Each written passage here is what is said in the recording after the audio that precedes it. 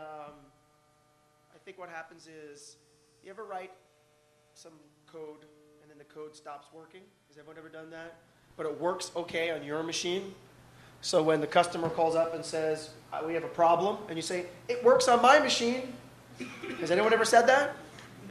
Okay, see that's my Twitter handle, works on my PC. Right, so easy to find me, easy to get me. So today, this afternoon, we're going to talk about RIA Services, a framework by Microsoft for developing applications with Silverlight. Does anyone here have some experience with Silverlight? Show of hands, raise your hand. Okay, only about half the room. That's good because this is an introduction. And if you've been paying attention in the blogs on the Silverlight space, you might think, why would I use Silverlight if there's this thing called HTML5? Has anyone ever heard about, the debate between Silverlight versus HTML5? One person, two people? So I just want to go on record, so to speak, and say that HTML is a standard, and it's a very good standard, of course, HTML5 being the next version of the standard. HTML4 came out before some of you were born, maybe not that far back, about 1998, 1999, something like that. And what I'm trying to say is Silverlight was created as a browser plugin by Microsoft, similar to, obviously Flash and the Flex platform. And what happens is it was created to do things HTML cannot do. That's simple.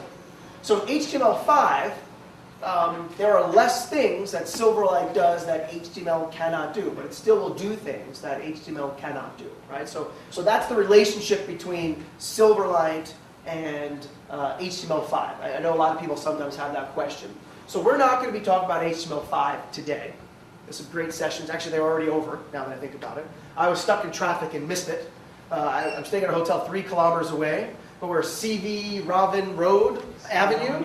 They took me to CV Ravin Road, the Tata Institute, which after about 40 minutes I said, I know there's a lot of traffic in Bangalore, driver. I said, but we're only going 3 kilometers. I could have walked faster. He goes, oh, we're in the right place. No problem, no problem. And unfortunately, whenever someone in the service industry says no problem, I always assume it's a problem. Is my flight delayed? No problem. No problem. So we're going to talk about RIA Services. So for those of you that don't know, the Silverlight platform is a platform from Microsoft that runs in the browser as a plugin. And what will happen... Why is my spacebar not working? There we go. Really cool. And, I could go in there, as I said, work on all this type of stuff. And what I'll do is we'll just run the shell of the application. RIA Services application, you get some scaffolding and some framework. Obviously, this is nowhere near a complete application. Okay? And what we're going to build today is going to be the beginnings of an application. I'll throw in a little bit of business logic, but I'm going to keep it very simple. But I'm going to keep it simple to demonstrate to you the power and the flexibility of the framework for you to investigate when you get back home. Okay, so here's, GIDS is really cool. So, there's our framework, kind of getting started. But I'm going to leave the UI for a minute and start thinking about the back end. So what I need to do is get a domain service kind of up and running. Because the way Silverlight operates is Silverlight has to work with a service layer. You can't talk to a database directly. You have to actually talk to a service layer. So what I'm going to do is I'm going to use an object relational mapper. You can use something like NHibernate, or Microsoft has one called the Entity Framework. And just because it happens to be on my machine, I'm going to use the Entity Framework. My company actually builds one that you can use as well, but I don't want to use any third-party components. I just want to use the one that kind of comes with Visual Studio. So I'm going to make a mapping of my database to an entity model. So I'm just going to do that real quick. And I'm going to take this, and oops, I almost clicked on the wrong one, ADO.NET Entity Model. I hit Add. So just going to go through a quick wizard that's going to query my database, present me with a list of all my database objects, and then allow me to map those database objects to entities in my application.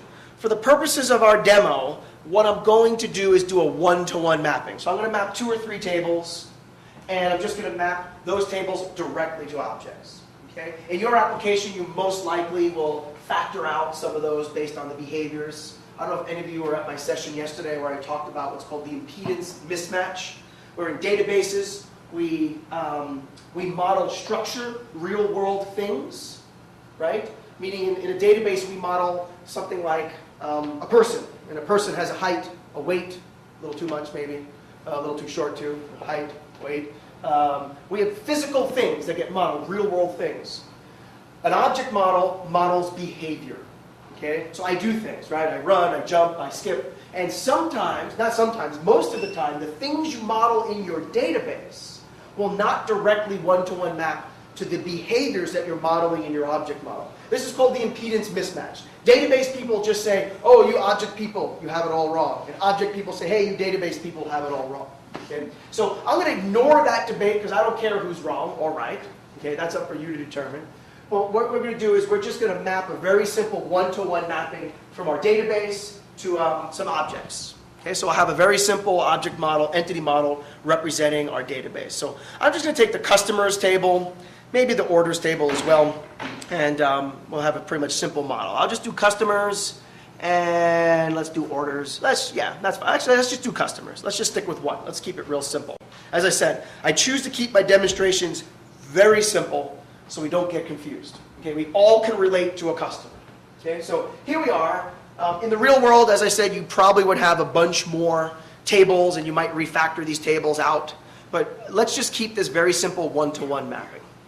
So I'm just going to build my solution because it always, to make my next step work, I have to build the solution.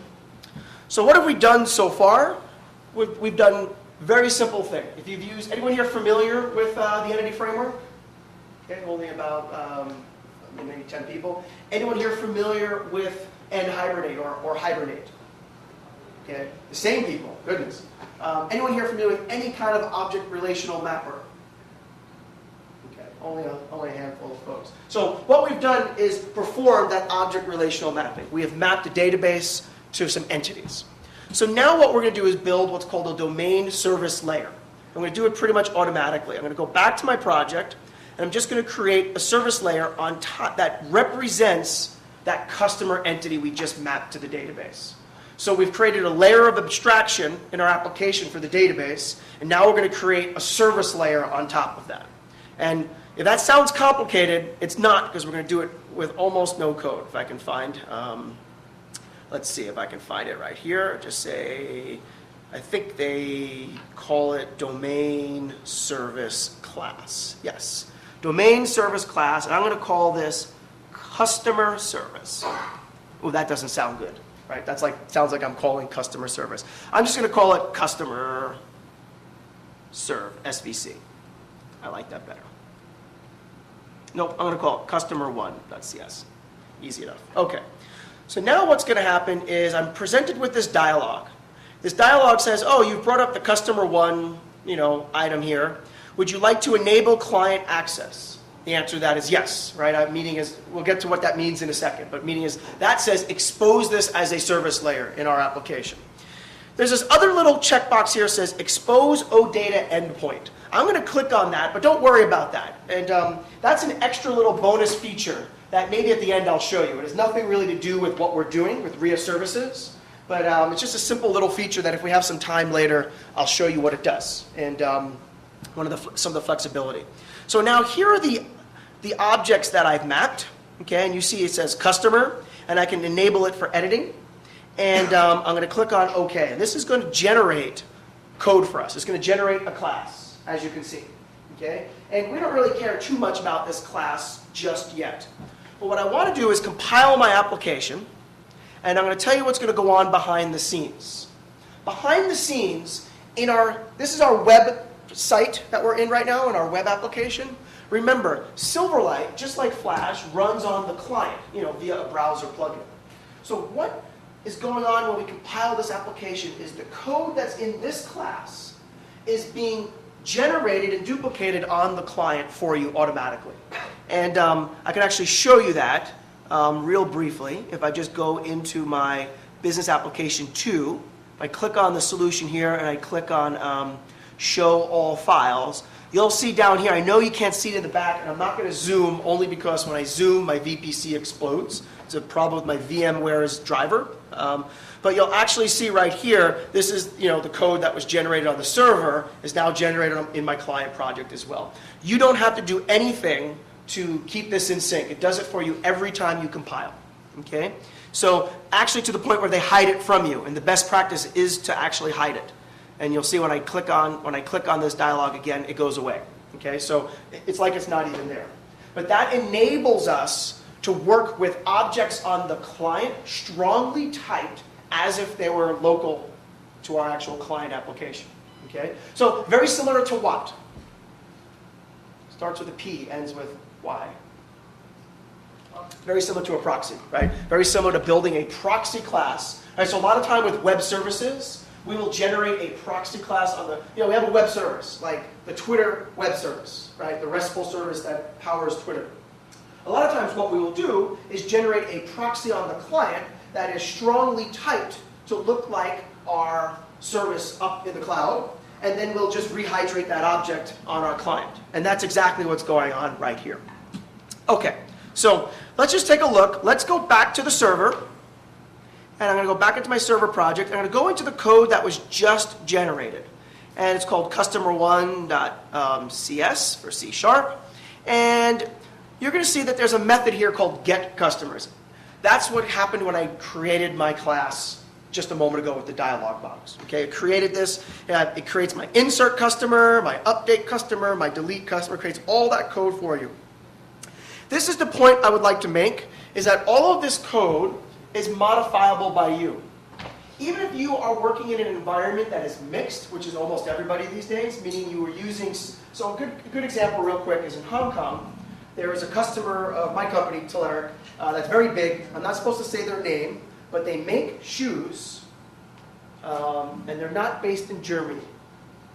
Does anyone want to guess? I can't say their name. Starts with an N. I can't say their name again. Ends with E. Yeah, and 4 letters.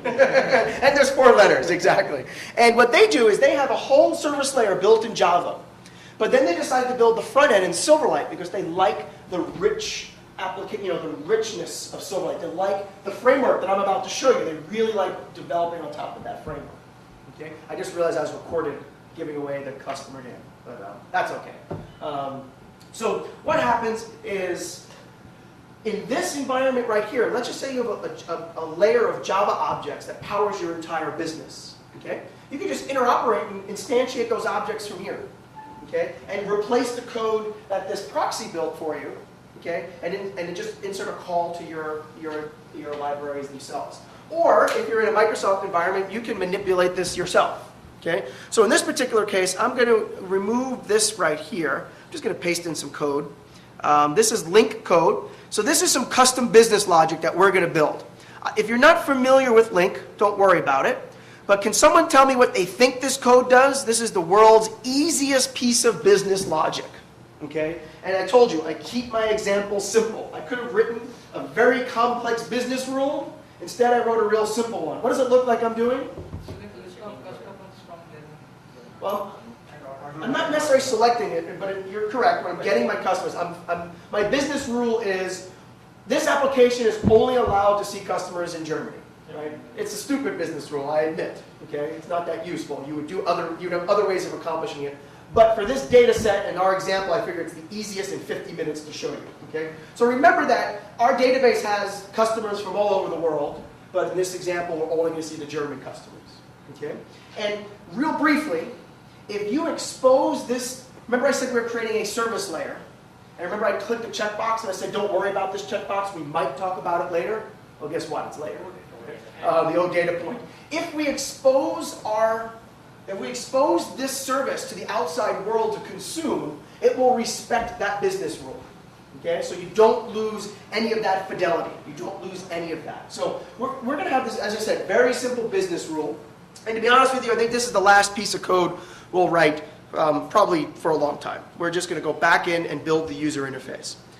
So let me just review what we've done and where we've done it, and then take the next step. Okay? So what we've done is we have an application that has, we have a solution that has 2 projects in it.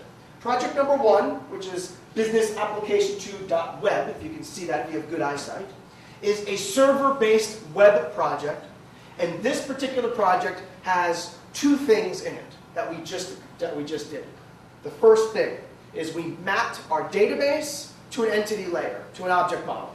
Okay? We're using Microsoft's Entity Framework. That can be done in something like Hibernate or NHibernate or third-party tools. Then what we did is we built a service layer on top of that object model. Okay? So we're exposing the customer entity, which we all know maps back to the customer table in the database. We're exposing the customer entity to our client. Okay? So that's what we've done so far in the server project. Now let's go to the client project. The client project is a Silverlight project. And that's what I showed you in the very beginning, right? Remember when I changed it to say GIDS is cool and all that fun stuff? So we're going to go to our client project. We'll go into our views. I'm going to go into the home page view. And now what we're going to do is do some data-bound functions that will facilitate an application development. Now, I'm not going to write much code. I'm going to do a lot of dragging and dropping and binding and that type of stuff. I don't want you to go home thinking, oh, I never have to write any code, or oh, this is, this is just easy baby stuff. I don't want to pay attention to it because all Steve did was drag and drop code. I only have 45 minutes to show you a demo, and even when I have an hour, I show the exact same demo. So I'm just trying to squeeze it all in. What I want to show you though is the ease of use. Everything I'm about to do is fully programmable with an object model. Okay? I'm just choosing to show you how to do it graphically with drag and drop. Everything that I drag and drop exposes its properties and exposes its methods. So you could actually execute instantiate it, execute a method, set some properties, either declaratively or via attributes or programmatically. Okay? So I just want to leave that up there. Meaning we could have, which would have been wrong, but we could have not written that business rule on the server and wrote it on the client if we wanted to. Right? But I figured let's write the business rule across the entire, do it at the service layer. Right? Okay. So let me go on into my little windows on the left-hand side here. And my window on my left-hand side says data sources.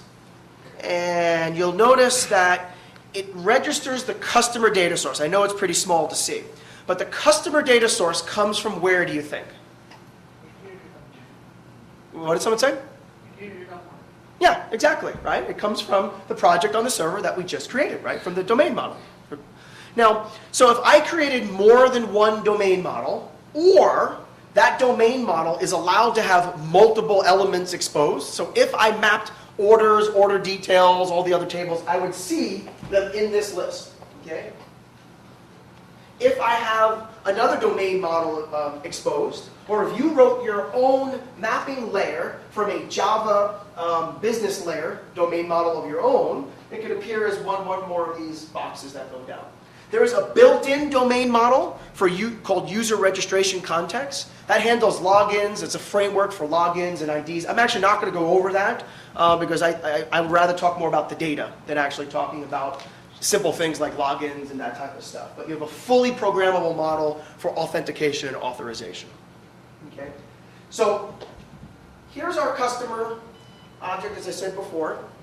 Comes from the domain service that we created. There's a little drop down here, and you'll see what would I like to, by default, expose this element as. Okay? So by default, I'd like to expose it as a data grid.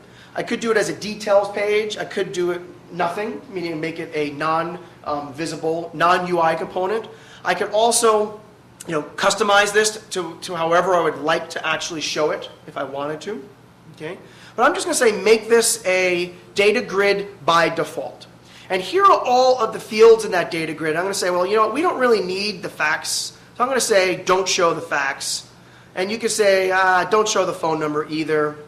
But you'll notice is I have the opportunity to say that things like all my elements, I can make them a text box. I can make them a combo box drop down, or I can customize. For example, is there a date in here? Well, there is no date in here, but let's pretend this was a date. I can go customize and show a calendar control. Okay? Now, obviously, we don't want to represent an address as a calendar on our user interface, so I will uncheck that box. But I'm just showing you that for the flexibility. I guess in retrospect, I should have chose the orders table, right? Orders definitely will have a date in it, but you kind of understand. So I'm going to drag the customer. I'm going to drag the customer onto the grid. I'm sorry. I'm going to drag the customer onto the canvas, and a grid will show up. Okay? So let's see that. Hopefully. Okay, so far so good. I'm going to make this a little sizable. Now, I am not a designer. I know this is like the web seminar day, and you see all these people making these beautiful web pages. Unfortunately for you, I am a developer. This is as attractive and fancy as I get. Okay? So it is up to you to put a style sheet on this and all that other fun stuff. I, quite frankly, suck at that. So we'll leave that be. So let's just run this, okay, and see what happens. I compiled, and there's no real reason for me to actually compile multiple times, because when I hit run, it will compile it again. So if all worked well, I should be presented with my application, and the data should pop up. The reason why you saw a slight lag, okay, is, well, first of all, I'm running in a VPC, but that actually is even better. That's just to talk a little bit about Silverlight. Silverlight loads the UI on its own thread in the plugin, and then it actually, when it fetches data, it does it asynchronously. So whenever Silverlight does any type of operation behind the scenes, meaning as you write any code, it has to be done asynchronously. If you've never coded in .NET, I'm going to tell you a secret. If you're not a .NET developer, I'm going to tell you a secret about .NET developers. So if you meet a .NET developer at a party, you know something about them that they don't know you know about them. They all whine and complain about this. Okay? They don't like writing asynchronous code. Okay? And I understand that. I'd rather like procedural code myself. Okay? However, it's slower in the browser. But you notice the great thing about the RIA Services model is you don't actually have to wire up your events when you write your asynchronous code and catch the event. It actually has the model for you where you can write the code procedurally. Okay? Or do what we did. We didn't write any code at all. Okay? So that's a secret. I didn't tell you that, though. When they ask you, hey, what do you mean I don't like to write asynchronous code? Don't say Steve said, even though I did. So the grid, is fully programmable. It comes out of the box with a lot of great things. If I would have chosen other elements to map, like orders and order details, I could have clicked here, and then down here we could have filled a detailed grid or something like that. It's, fully can interact with other items. You can see here that it's fully editable, except that I have not provided a save button yet, so we won't be calling any method to edit. So I can do that, but nothing will happen. Even though it looks like it saved it didn't, because we have not provided that facility yet. Okay, so let's close this down. Let's do the following. Let's start adding elements to this particular application. Okay, so let's actually start doing some simple things and then maybe start adding some other features just to show you some of the power that you're going to have. So I'm going to go into my toolbox and I'm going to pull out what's called a, and if I just run this, that's going to work. Anyone? Who thinks it will work? No one. No one has faith in me. The guy in the back thinks it's good. This one guy, oh, you're too kind. It's not going to work. How many lines of code do you think I need to write? Get the object. Oh, set a property. Setting a property is so like 2009. I'm just going to drag the data source to the element, and that's going to automatically bind it and set the property for you. Right?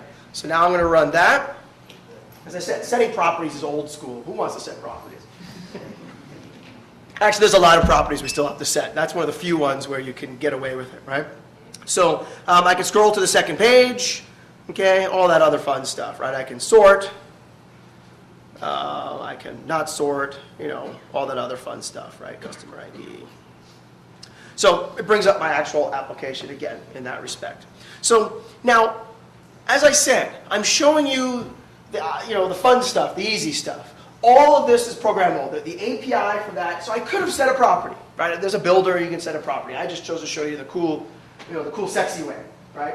I usually, when I, meet a girl at a party, I take out my laptop and show her that to impress her, and it usually doesn't work, except if it's an IT party, which doesn't usually happen. Okay, so what I'm going to do next is add a filter to this particular item. Okay, so we're going to go in and add a filter. So what I'm going to do is, I'm going to add a text box. And I guess I should probably be, so you can see how great I am with, UI. I'm just going to leave it there. I'm trying to put a label on, but who cares? That's my filter, without a label. Now, in my filter, in my text box, I just need to see what its name is. It's called textbox1. I need to actually go into my data source.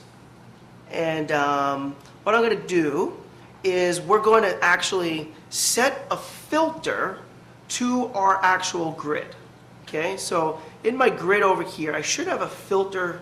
Let me just find it. If I don't, ORS. I think I'm in the wrong spot. I have a little cheat sheet here of where it is because sometimes they hide all this stuff from me.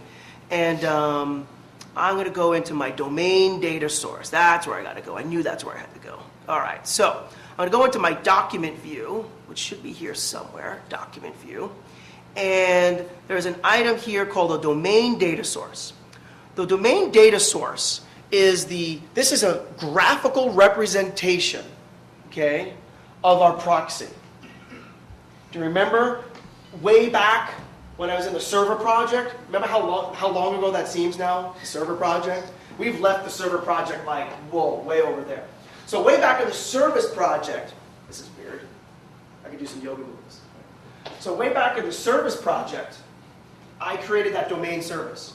Now I can talk to that domain service programmatically, or I could actually just look at the physical representation over here. So this is just a shortcut where I could set some properties with the builders. I could do this all programmatically. You'll notice that I have, the data grid is represented as well. Okay, so I want to go talk to the data grid. By clicking over here, I'm going to show you what's happening. Okay, so I'm going to just go like this. This is the property box. It allows me to set properties for whatever is selected. I can select something on the user interface. Right, so I can select the data grid here. I should probably look over here. And this becomes a data grid. If I select the text box is my current property. If I go to my document outline, I can select things that are not represented in the user interface, like the domain data source. Okay? And you'll see that now I can actually edit my domain data source. And you'll notice that somewhere down here I have the filter stuff, filter descriptions. Okay? So I'm going to click on this builder for filter descriptions, and I might screw this up because I have a habit of screwing this up. And if I screw it up, I'll cheat and look at my little demo script there. And I have a filter descriptor, and in my filter descriptor is a builder. And in this builder, I'm going to say what would I like the user to type in the box, what should happen. So for my operator, I'm going to say contains. So that means if I type a B, it should say contains B, and it's going to have like a wildcard type thing. I'm going to say my property path, and my property path will be what field of my domain service. Remember I clicked on over here, the document outline, and then I clicked properties. What object is what object am I manipulating right now? Right, the domain service. Okay? So for the property path of that domain service, let's filter by city. So there is a field in that domain service called city. There's a field for customer ID. There's a field for address, city, state, that type of thing. So we're going to filter the city using a contains clause. We're going to skip case sensitive, okay? And then when there's an ignored value, we're going to treat the ignored value as null, okay, in that respect. So what value is going to perform the filter of the contains? Well, we want the text box 1, and we want the text property, okay? So I could probably just type that in. But maybe I can do that this way with a little builder. So let's just look at my elements, and I'm going to say text box 1, and I'm going to say the text, where's text? There we go, the text property. I could have probably typed that in, but you guys don't want to watch me type. It would have taken me 3 tries to get that. Okay. I'm very nervous on stage. I think you can tell that, right? All right, so you guys try coding in front of 50 people. Like, I don't know how guys you are into Agile. I'm doing an Agile seminar tomorrow for 3 hours. So if you enjoy this lecture, it's the exact opposite. That's all slides. We talk about Agile. But I always joke around that whenever I make a mistake, which is often, The whole audience starts shouting solutions. You didn't instantiate the object. You didn't, set a reference. You didn't do this. You spelled it wrong, which is usually the case. And I call it, in XP, we have pair programming. I call this room programming in that respect. Okay, so who thinks this is going to work? Show of hands. Okay, a lot of people. I have 10 minutes to go. Well, I have 2 more demos, so we're going to get through them, I promise. All right, let's see. Coming up. Our grid should come up. Our thread is executed. So now, unfortunately, my VPC is a little slow, but let's type in B. And you'll see we've filtered by B. And then I'm going to say E for Berlin, right? And then you can see it goes as the user will type. I don't think there are any other cities that I could probably filter that have the same letter. See, I've done this demo before. I should have chosen a country other than, there's M's. So there's MA and MU. So if I choose M, and then I choose, A, you'll see it's in there. And you'll notice that Frankfurt came up because it's a contains, right? Right, so as I'm typing and I go away, so let's just say if I do MN, right, you'll see they all go away because there's no recollection of that, right? Okay, so that is how we wire up a filter. I would like to do 2 more things in the 10 minutes that I have, which is pretty much all my demos. I would like to add a save button so we can perform a save operation. And then we should very easily be able to do a data validation on top of that save, okay, instead of giving the user an ugly message. So I'm going to go to my button. I'm just going to create a button. I'm going to actually go down here because I'll put the button on the bottom. Oh, there's my label. Remember I put a label on the thing before? As you can see, user interface is not my area of expertise. I'm going to put a button, and I'm going to put the name of the button like Save Me, yay, that kind of thing, right? Now, normally what you would do in a regular, what's the right word, is, in a regular kind of scenario, you would go in and write some code behind that button that goes out to the database or calls a service.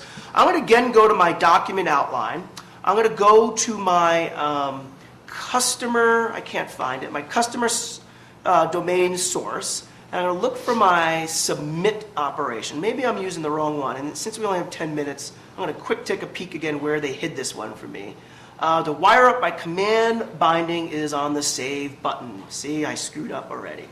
So over here, I have a properties of the button itself, and there's a command button, there's a command property, and I'm going to use a builder, and I'm going to wire up the command to actually perform a save. And the way I do that is in this builder, I need to find my customer data source, okay? So I go to my element names, these are all the elements, and you'll see here I have a customer domain data source, and I'm going to click on, and I have no idea what the property is, but it's probably something like submit change or something like that, so let's take a look. Submit changes command. I'm going to guess that's it. Okay. In theory, that is all there is to it. Who thinks I got it correct? Oh, the confidence level in the room has gone down. I have done this demo before. Okay. I give myself a 90% chance of correct. Okay. So the first thing I want to do is, because I have some small screen resolution, notice that Save Me is disabled. So who thinks I did something wrong?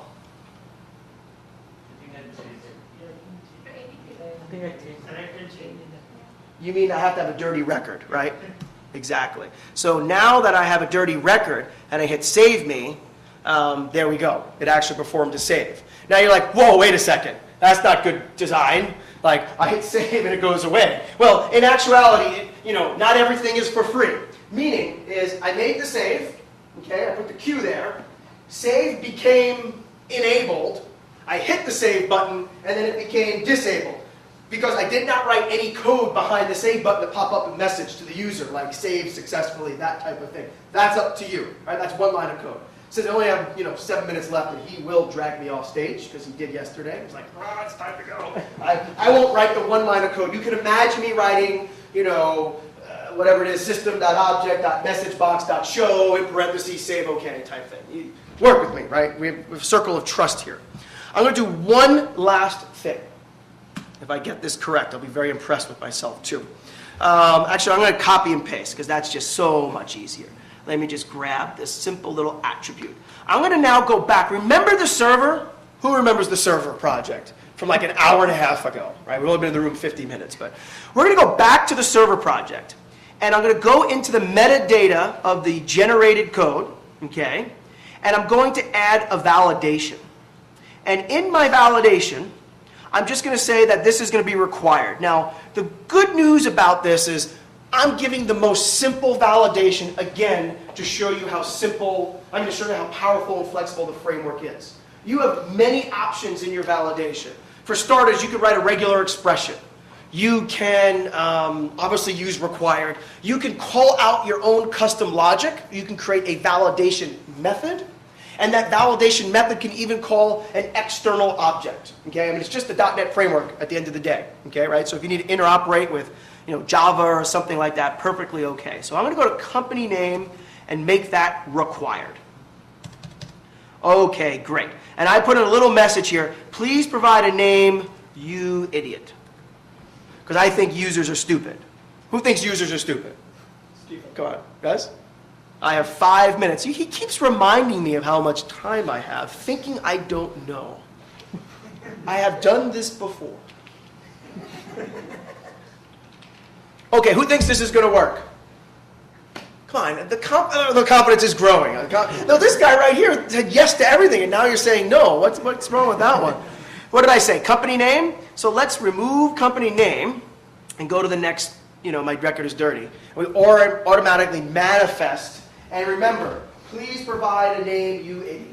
Okay? Now let's pretend, because I only have 5 minutes to go, I added like 5 or 6 other really big complex validations. They would come up as bullets here if I violated those violations, if I violated those particular validations. So here's one other thing to just mention, and then I will be just about done, but I'm going to sneak in one demo, because I have 4 minutes, right? Time check. So I can show one more quick 2-minute demo in 4 minutes. I think I can show a 2-minute demo in 4 minutes. Okay, so real briefly is all of this is programmable, right? You could actually write all the code for that. You could put in your own user interface for the validation, all that other fun stuff. Okay, let me change back my queue back to normal because I like having my database intact. And let's do one last thing. I can actually sneak it up in Word. So I'm going to show you what I'm actually stealing from my Word project in Notepad or something. And just pull up Notepad. And if you were in my session yesterday or any sessions today, you learned about RESTful services. And what we have done, remember the checkbox I said, expose OData endpoint? I've given the ability to expose this service, okay, as a RESTful service. So meaning if you would like third parties to actually build on top of your API, okay, you're not going to build your front end with this RESTful service, but other people might. So what you have to do is you have to go namespace-web-typename.svc/odata, and it will automatically generate a service for you. So let's actually go and get my namespace. I don't even know what it is. Business application 2. And what is my type? I think it's just customer. So let's give that a try. This may not work. Business application, what is it? -web, and it is case sensitive, believe it or not. Web -customer. Uh-oh. Hold on a sec. I screwed that up. All right, so let's do this again. -web customer.svc was a /odata. Oh, that's not fun. Let me try one last time. What did I say? Business.typename.svc.odata. Let me just close out this project real fast and just get the type name real fast. I would like to try 1 more minute, right? Because my type name is customer, or is it customer 1? It just says customer. It should have worked. All right, let me try this one more time.